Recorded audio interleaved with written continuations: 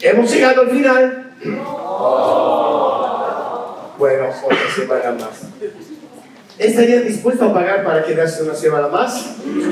Bueno, dígale a Marcelo entonces y a Nelly que están dispuestos. Antes de pasar a las cosas más importantes, tengo la necesidad de agradecer a Dios, sí, por supuesto, delante de ustedes, a personas que nos han permitido estar aquí con parte de nuestra familia. Nos faltan 2 hijos, pero parte de nuestra familia, así que Marcelo y Nelly, muchas gracias por la fe o locura, no sé, por permitirnos estar acá, por invitarnos. Lo apreciamos muchísimo. Muchas gracias a todo el equipo de Palabra de Vida, de verdad. Volverlo a ver es un gozo muy grande, por la amistad que con alguno de ellos tenemos. Muchas gracias. Los hemos visto trabajar muy duro, y realmente cada uno de ustedes. Hoy a la mañana, cuando me levanté, pensé en cada uno de los miembros del equipo de Palabra de Vida España, pensando en lo que hicieron esta semana, lo que se vieron poco y a lo que se vieron más de otros. Realmente muchas gracias. Muchas gracias también a la iglesia. Le digo muchas gracias por venir a administrarnos con la alabanza. Muchas gracias por la oración. Muchas gracias. Muchas gracias a Fernando, que conmigo tuvo tanta paciencia, porque él cada día me pedía: si tienes una nota, si tienes algo en el PowerPoint, pásamelo. Y pobrecito, cada mañana tuvo que inventarse algo rápidamente. Lo aprecio mucho, de verdad, muchas gracias. Ayer a la noche le di una idea, así que es tanto, ¿no? Es tanto. Y después, muchas gracias a ustedes. Le digo por qué a ustedes. Porque tuvieron tanta paciencia conmigo, con el idioma, con los límites que tengo en expresar lo que tengo en mi corazón. Pero muchas gracias por la paciencia que tuvieron. Muchas gracias a cada uno de ustedes cuando simplemente me dijo que había entendido lo que le compartí, y eso es un logro. Creo que para aquellos que predican, el logro más grande es cuando una persona te dice: he entendido lo que tú has dicho. Es muy importante, porque se puede pasar minutos y minutos hablando, pero si después la persona no ha entendido realmente, o no tiene, digamos así lo explico yo, la comida lista para comer desde el punto de vista espiritual, y tiene solo una receta teológica de doctrina, si no sabe, saliendo de este lugar y no tiene idea cómo ponerlo en práctica, y entonces no hemos logrado mucho. Así que mi deseo esta semana y hoy a la mañana, por supuesto, también, es que cada uno de ustedes sepa lo que tienes que hacer. Punto. Si Dios me da el privilegio de poder ser usado para que yo y ustedes entendamos esto, es lo máximo. Así que realmente a todos ustedes, muchas gracias. Límites.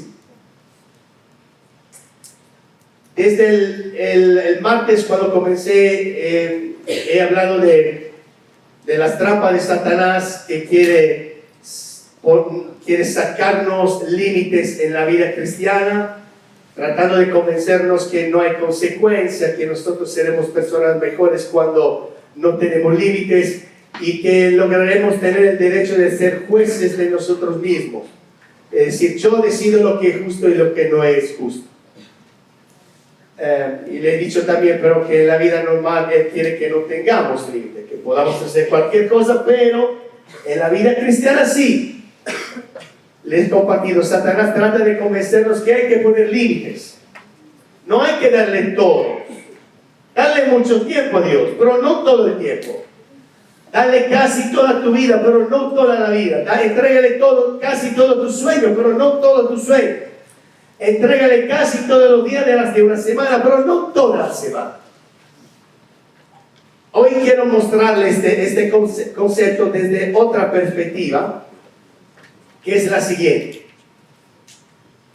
Que puede ser, ojalá me pueda explicar bien, puede ser casi una contradicción con lo que dice hasta ahora. Mira, no le eches la culpa a Satanás de los límites que tú has puesto en tu vida cristiana. Es que Satanás te sugiere de comer el fruto. Pero ¿quién decidió? Es Eva. Ah, mira Satanás que me hizo hacer. Ah, mira, estoy en esta situación porque Satanás me llevó a la tentación y caí. Mira que Satanás. No le eches la culpa a Satanás cuando la culpa es tuya o es mía. Yo decido pecar. Satanás no puede decidir en mi lugar. Yo soy el que decide cuánto entregar a Dios. Yo soy el que decide si entregarme totalmente a Dios o no.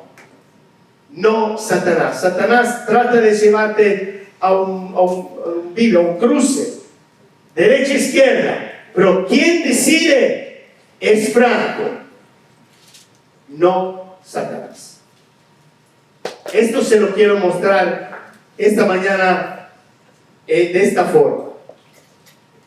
Ayer lo que hicimos, yo también lo hice ayer, no puse la cinta, pero lo hice también. Volví a entregar a Dios toda mi vida y parte de algunas cosas que me había cogido de vuelta conmigo. El consagrarse a Dios es como cuando en el Antiguo Testamento, cuando se sacrificaba el becerro, había un altar. Imagínense como un cubo y en cada esquina, cada esquina del altar había como un cuerno donde con sogas se ataba el becerro, el animal, para que no escapara. Y ahí se quedaba para el sacrificio. La consagración es la voluntad de Franco de subirse al altar, quedarse ahí, sin ser atado, porque es un culto, es un sacrificio voluntario. Romano 12 habla de esto. Lo que pasa es que de vez en cuando, como compartía Marcelito ayer, bajamos del altar porque no queremos dar más a Dios. Y de vez en cuando subimos, Dios, me escapé, acá estoy. Otra vez, mi vida, voluntariamente te ofrezco mi sacrificio. ¿Cuándo pasa esto? Esto depende siempre de la decisión y la respuesta que le damos a una pregunta, que es la siguiente: ¿las cosas justas versus o en contra de la cosa mejor? Esto hace la diferencia de esta cita.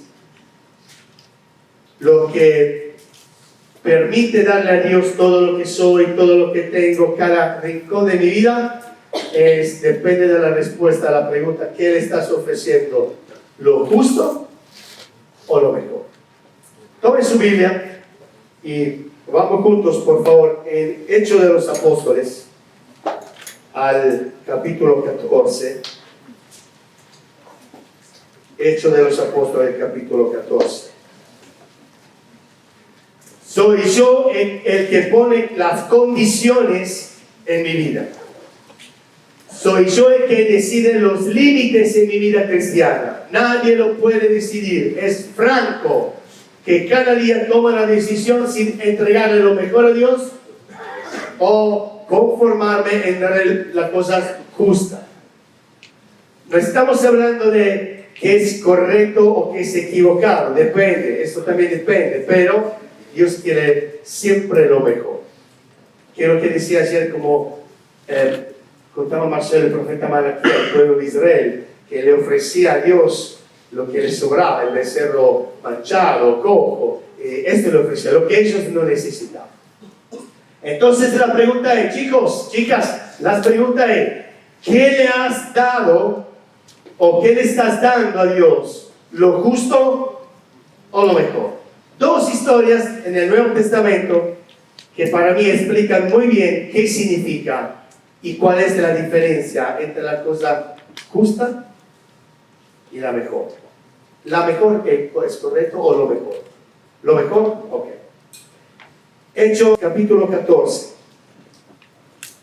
lea algunos versículos de este capítulo para que pueda entender o acordarse de qué estamos hablando, del contexto, ¿ok? Capítulo 14, aconteció, versículo 1, en Iconio, que entraron juntos en la sinagoga de los judíos y hablaron de tal manera que creyó una gran multitud de judíos y asimismo los griegos. Estamos hablando de Pablo y Bernabé. Entran, predican el evangelio y hay personas que toman decisiones. Versículo 4. Y la gente de la ciudad estaba dividida. Uno estaba con los judíos y los otros con los apóstoles. Los judíos eran los que le hacían, digamos, la guerra a Pablo y estaban tratando, y después lo veremos, de obstacular la predicación del evangelio. Versículo 5. Pero cuando los judíos y los gentiles juntamente con sus gobernantes se lanzaron a enfrentarlos y a apedrearlos, habiéndolo sabido, huyeron a Listra y Derbe, ciudades de la Licaonia, y a toda la región circunvecina. Están en Iconio, en esta ciudad, predican el evangelio, algunos reciben Cristo, los que no reciben quieren apedrear a Pedro, es decir, quieren matarlo, a Pablo, perdón, quieren matarlo a él y a Bernabé, quieren matarlo. Entonces, ¿qué hacen? De esa ciudad, de Iconio, huyen y se van a Listra y Derbe. Miren qué va a pasar ahora. Versículo 8. Y cierto hombre de Listra, de donde se había ido huyendo de Iconio, y cierto hombre de Listra estaba sentado, imposibilitado de los pies, cojo de nacimiento, que jamás había andado. Este oyó hablar de Pablo, y el cual, fijando en él sus ojos y viendo que tenía fe para ser sanado, dijo a gran voz: levántate derecho sobre tus pies. Y él saltó y anduvo. Entonces la gente, visto lo que Pablo había hecho, alzó la voz diciendo en lengua licáunica: dioses bajo de la semejanza de hombre han descendido a nosotros. Totalmente diferente la situación respecto a Iconio. A Iconio había gente que había tomado decisión por Cristo, pero había gente que quería matar a Pablo y Bernabé. Se van a Listra, había una persona coja que no caminaba, que nunca caminó en su vida. Pablo ve que tiene fe suficiente para ser sanado. Dios cumple un milagro, él se levanta y las personas dicen: ¡guay! Los dioses, esos son nuestros dioses, Júpiter y Mercurio, los hijos han venido, han tomado forma de hombre, son dioses. Es decir, pasan de Iconio, donde lo estaban amenazando, donde corrían el riesgo de ser matado, a Listra, donde era la apoteosis, eran como dioses, y querían ofrecerle también sacrificio porque pensaban fueran hijos de dioses, y justo logran parar la cosa a Pablo y explicarle que no era como ellos pensaban. Versículo 18. Y diciendo estas cosas, difícilmente lograron impedir que a la multitud le ofreciese sacrificio.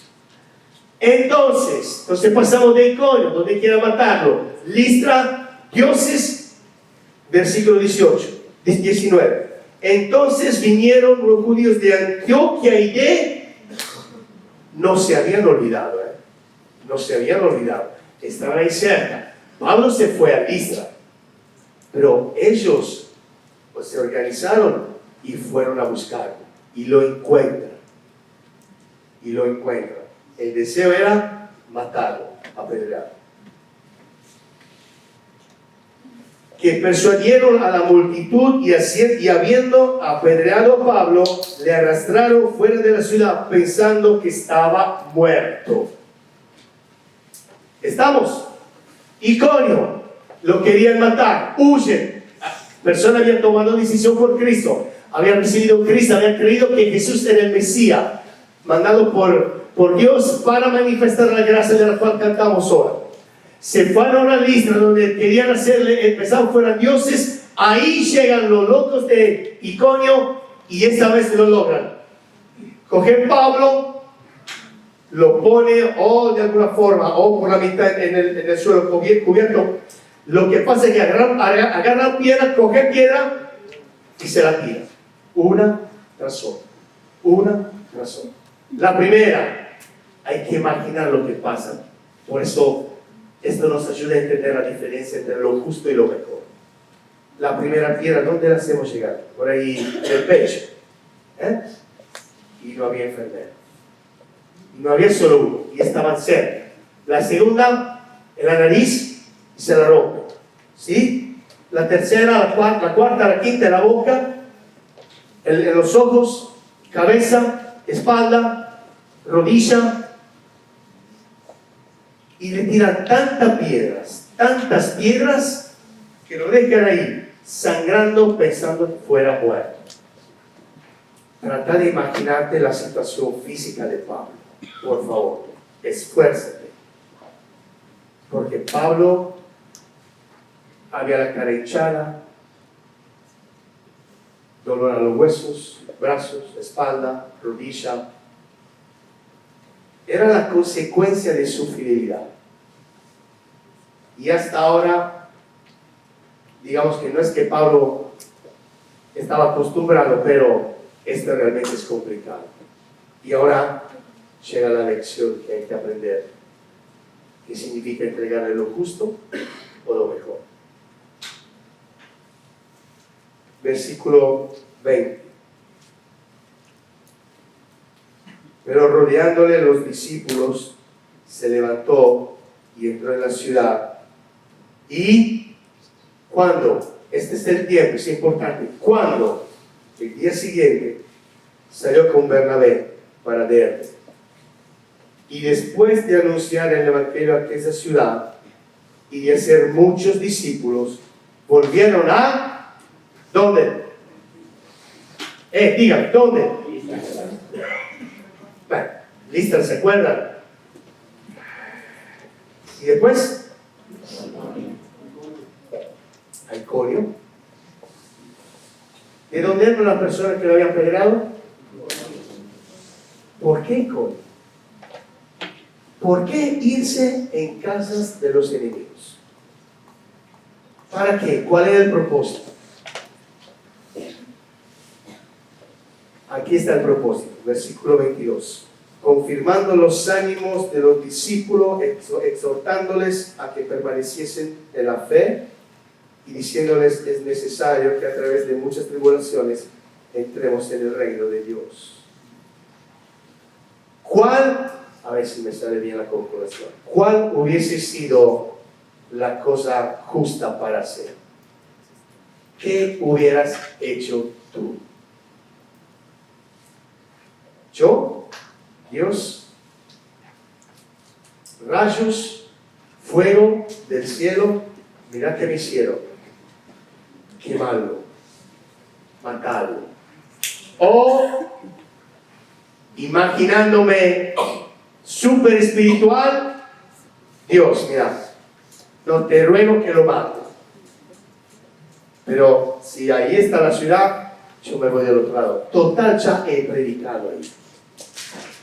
La diferencia entre la cosa justa y la cosa mejor.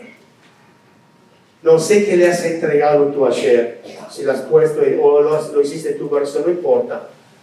No sé qué le has entregado ayer, si le has entregado lo justo o lo mejor. Es que Dios no quiere lo justo, quiere lo mejor.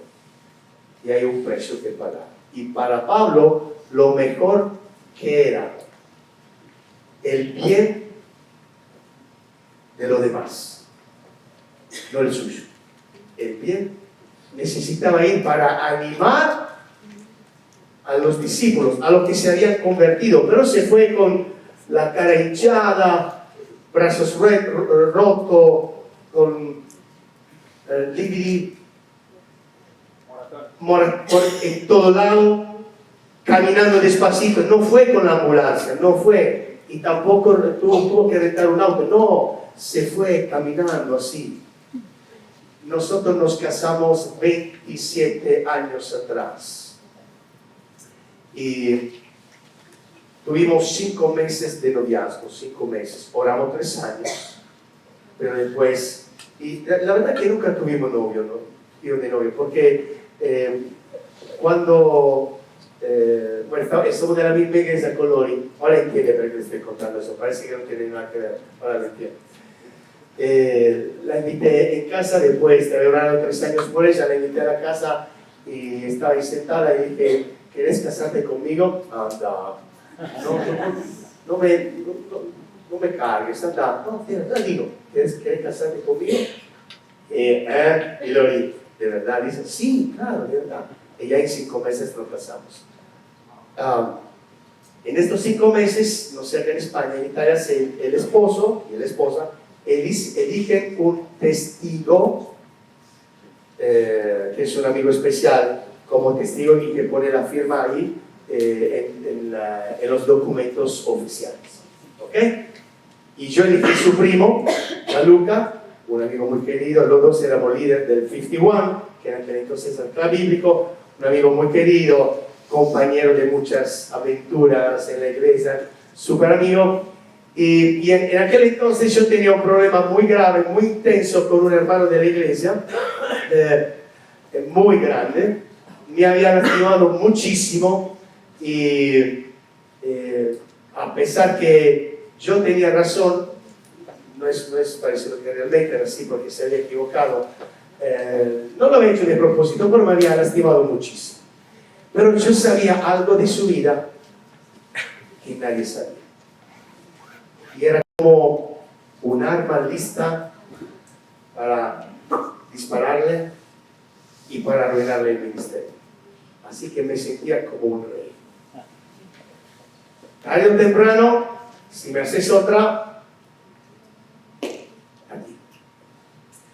Y en ese momento estamos planificando con Lori nuestra salida al Instituto Bíblico Argentina de Palabra de Vida, con el propósito de trabajar con jóvenes. Y muchas veces me pedía qué podía aprender para poder ayudar más a los jóvenes un día en mi vida, en mi ministerio. Y me viene a la mente esta situación con este hermano muy delicada, muy complicada, y ahí yo decido hacerle esta pregunta a Dios. Dios, yo quisiera ser un ejemplo en el futuro con los jóvenes, así que no quiero presentarme en el ministerio teniendo este problema con este hermano sin resolver. Así que le dije, ¿qué quieres que haga?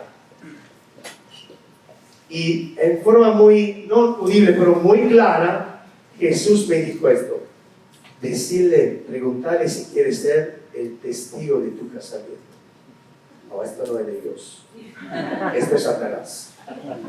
No me vas a convencer. Dios, es imposible que me pida en el día más lindo de mi vida que sea testigo una persona que tanto me lastimó. Así que entendí mal, se puso en medio del enemigo. No, dejé pasar algunos días, le hice la misma pregunta, la respuesta era la misma, y yo tuve que decidir o lo justo o lo mejor. Así que lo llamé, él estaba al exterior por ministerio, y le dije, hola Marquito, hola. Esta es la conversación que tuvimos, hola. Quería preguntarte si podrías ser mi testigo a mi casamiento. Respuesta.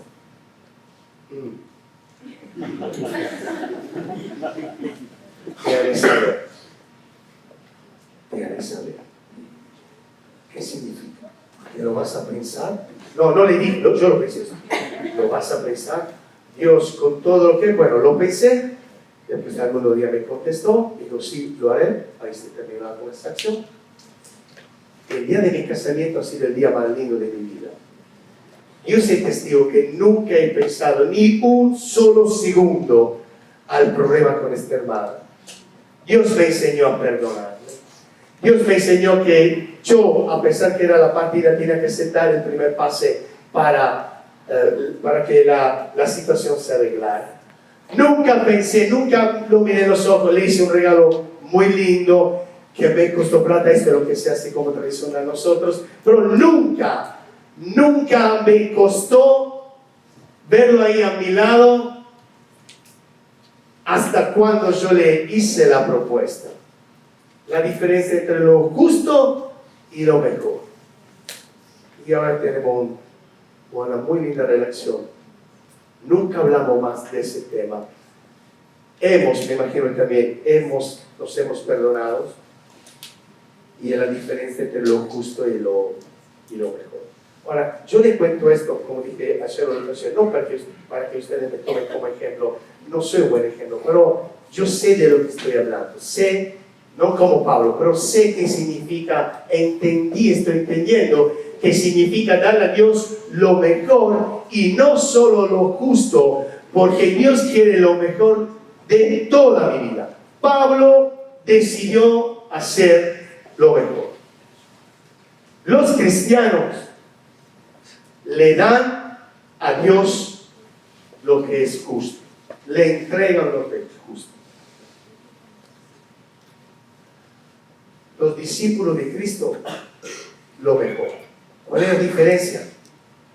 Es que los cristianos son todos aquellos que recibieron a Cristo como su personal Salvador. Los discípulos de Cristo son los cristianos que deciden ir en pos de Cristo, que deciden seguir a Cristo. Los cristianos hacen las cosas justas. Los discípulos de Cristo hacen lo mejor. Segundo ejemplo, 2 Corintios capítulo 8. Otra situación para mí muy interesante.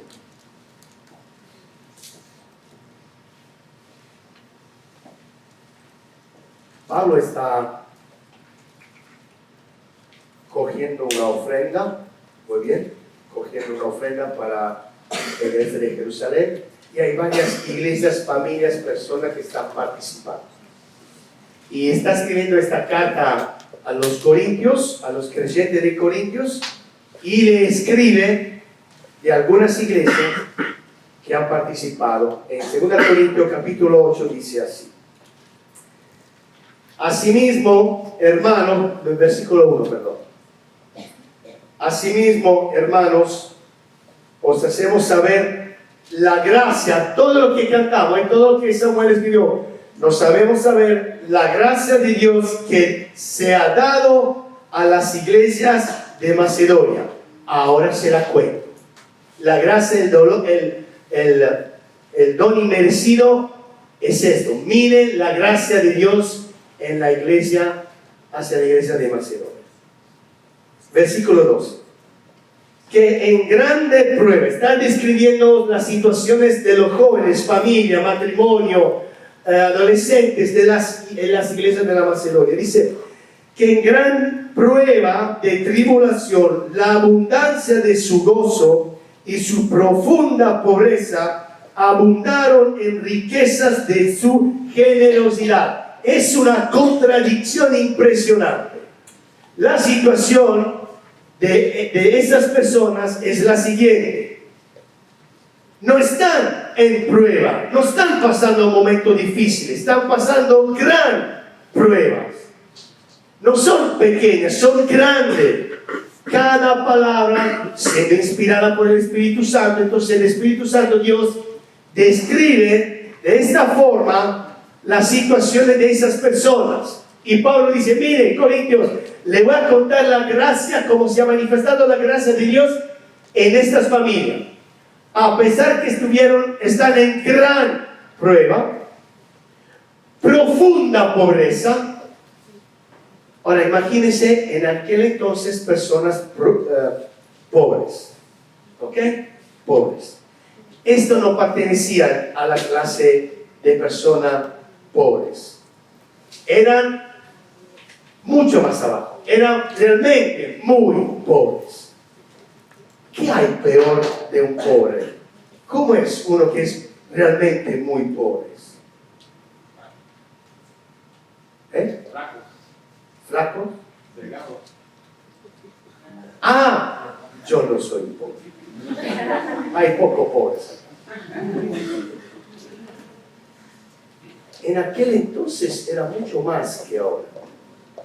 Y si de un lado usted imagínese, era gran prueba, realmente muy pobre, y la paradoja era la siguiente, lo que está en el medio: la abundancia de su gozo. Ahora, eran muy pobres, pero muy pobres, pasando momentos muy difíciles, pero muy difíciles, y el gozo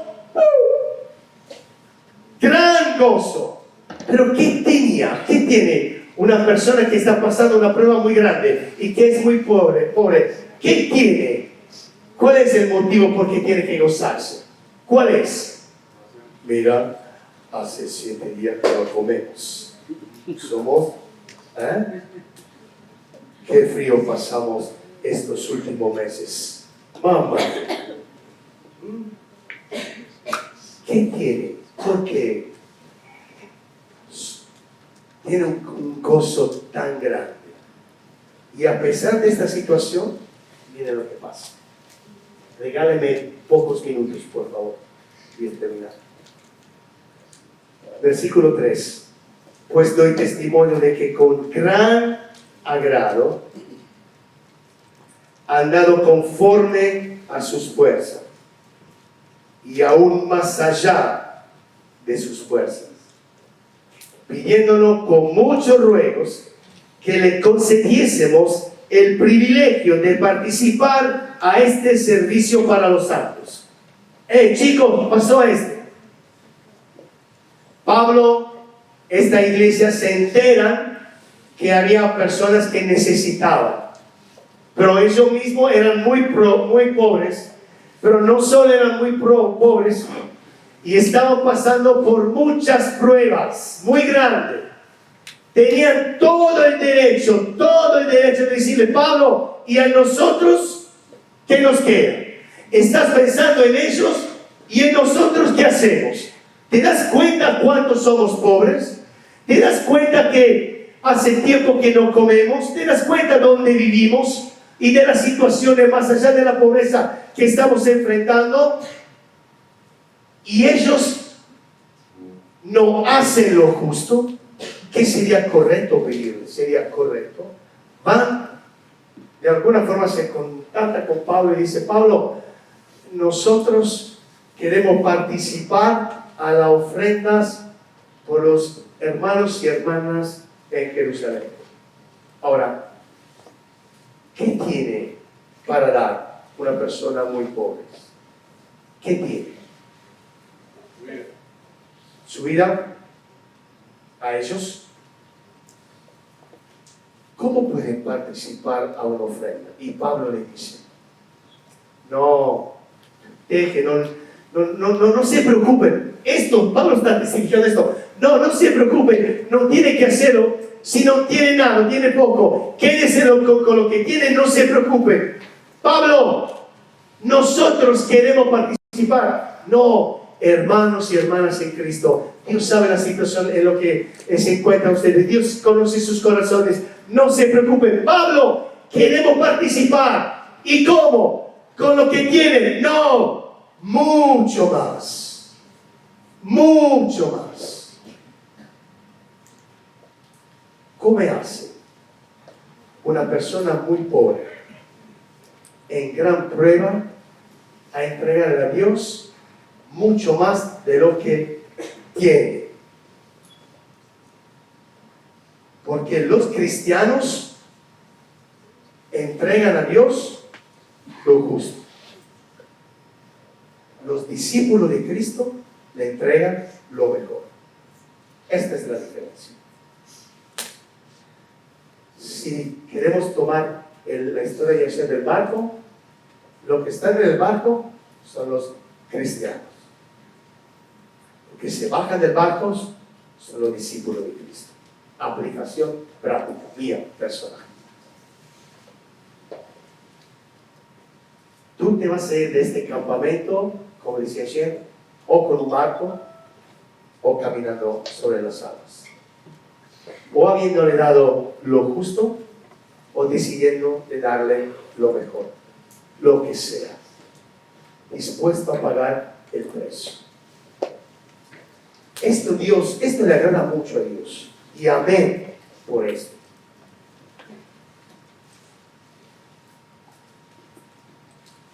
En nuestro primer año, y terminamos, nuestro primer año en Argentina nos mandaron a hacer ministerio en una iglesia donde conocimos una pareja, Hugo, Roda y Fabián. Y cuando lo conocimos nos enteramos que a ellos le había muerto su primer hijo cuando tenía 18 días. 18 días. Nosotros recién casados no teníamos idea, y no tenemos idea, gracias a Dios, qué significa perder un hijo de 18 días. Bueno, con ellos somos muy amigos, tenemos una amistad profunda por lo que vivimos juntos en esta iglesia. Pero ese año Lori quedó embarazada, regresamos a Italia y ahí nació Stefano. Nació Stefano y yo me acordé y hablamos con Lori pensando en Fabiana y esperamos el día 18 de la vida de Stefano para ver qué se sentía por un hijo de 18 días. Llegó el día 18 de vida de Stefano. Yo me acuerdo muy bien, lo miré cuando era chiquitito. Mi hijo no era súper lindo. No era súper lindo. Digamos que me acuerdo mucho con el tiempo. Pero al comienzo, esta cosa que los hijos son todos lindos es una mentira. En nuestro caso es así. Entonces lo miré y claro, papá y mamá son diferentes, claro, porque la mamá lo tuvo 9 meses, ya hace tiempo que lo conoce. Nosotros vemos, yo veía por lo menos un nene que lloraba todo el día, no paraba de llorar, lloraba, así que digamos que no había un sentimiento especial. Lo miré ese día y no logré entender que se podía probar en perder un hijo de 18 días. Llega la noche después de la cena, ¿no? Y le da el biberón, ¿correcto?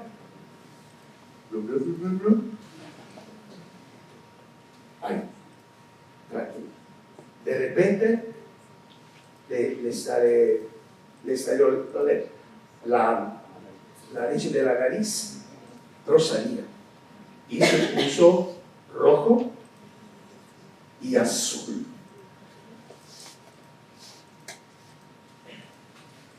Yo lo agarré, me tomé toda la leche, la aspiré, la nariz está en mi boca, aspiré y pensé, Dios, no te lo lleves. No te lo lleves porque, ¿cómo hacemos? ¿Cómo hacemos? Y mientras pasaba esto, yo pensé en Abraham con Isaac. Y mi oración en mi corazón, mientras trataba de sacarle la leche, aspirando leche en su nariz, que Dios, que sea como Isaac, yo te lo entrego. Haz tú lo que quieras. Pero quisiera que no pasara nada, por favor. Pero en ese momento tuve que entregarle la cosa más importante, que no sabía que era tan importante, que era un hijo de 18 días. Salió súper bien la cosa, Stefano está bien, muy lindo, pero ya está de novio, es muy lindo. Y le entregué lo mejor que tenía en ese momento a Dios. Yo agarré mi cinta, ¿correcto? Y le escribí esto en mi cinta. Te entrego mi familia, te entrego mi plata, te entrego mi ministerio, te entrego mis dudas, te entrego mis debilidades, te entrego mis sueños, te entrego mis planes, te entrego mis amistades, te entrego mi auto, te entrego mi casa, mis fracasos, mis caídas, y te entrego mis límites, que son lo que yo te he puesto, Dios, hasta ahora. Yo te lo entrego para que tú lo saques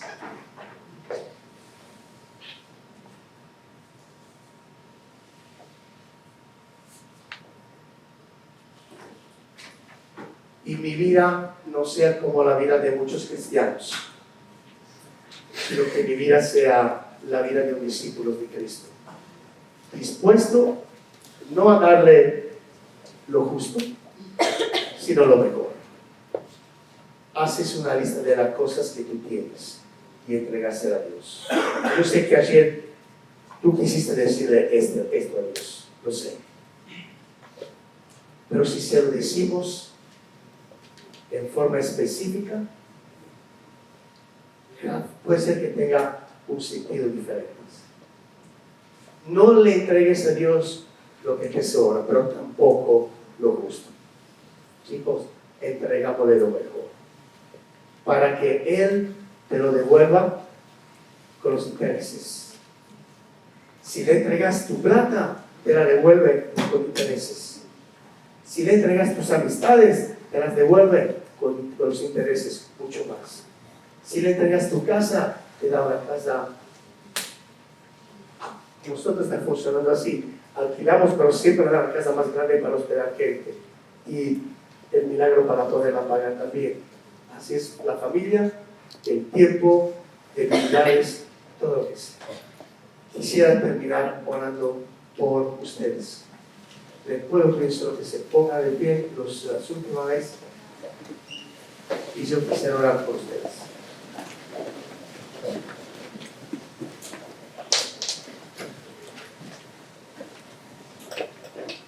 Dios, papá, hay tantas personas, equipantes, misioneros, campistas, creyente o no creyente, gente que duda y gente que no duda, gente que te ama y otra que por ahí no le importa mucho de ti. Dios, quiero orar por todas esas personas, chicos y chicas, que aún no han decidido recibir el regalo que tú has comprado con la sangre de Cristo, la vida eterna. Para que no escuchen la voz del enemigo y a pesar que no lo entiendan, como yo no lo entiendo, puedan recibir ese regalo simplemente con la condición de reconocerse pecadores y pedir el perdón de sus pecados. Te ruego y oro también, Padre, por todos aquellos creyentes, todos los cristianos que están aquí, para que decida entregar lo mejor y no solo lo justo, para que decidan dar o hacer lo mejor y no solo lo justo. Y te ruego para aquellos que ya son tus discípulos y que te están siguiendo, enfrentando sus propios gigantes, montañas, te ruego, Padre, que tu presencia sea visible, que se puedan dar cuenta de cuántos estás cerca de ellos y que nunca se lo has dejado y que siempre estás listo para levantarlos 1000 veces o cada vez que caen para seguir dando lo mejor. Te ruego, Padre, que todo lo que has dicho en esta semana, que tú lo puedas, por el poder de tu Espíritu Santo, traducirlo en forma clara para cada uno de ellos, para que tú puedas recibir la gloria. Y de aquí, muchos de nosotros se vayan bajando de ese barco, caminando sobre las aguas, hundiéndonos, pero igual pidiéndote ayuda y siguiendo, dando pasos de fe. Padre, te entrego mi vida, mi familia, mis dudas, mis amistades, mi auto, mi casa, mi plata, mi tiempo, mi salud, mis talentos, mis dones, todas las cosas que tú me has dado. Y te entrego mis límites, lo que yo he puesto, para que tú lo puedas sacar de mi vida, de nuestras vidas, para tu gloria, en el nombre de Jesús. Amén.